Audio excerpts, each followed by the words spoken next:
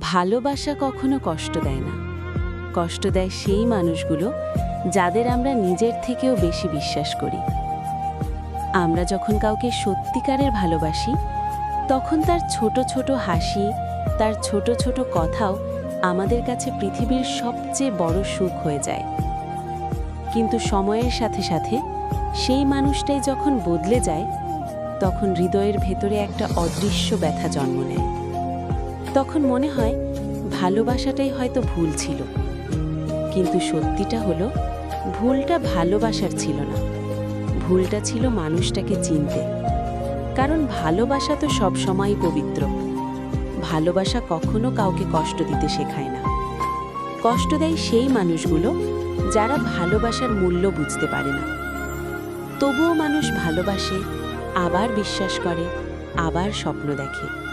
কারণ মানুষের হৃদয়টা এমনই, হাজার কষ্ট পাওয়ার পরেও সে আবার ভালোবাসতে চায়।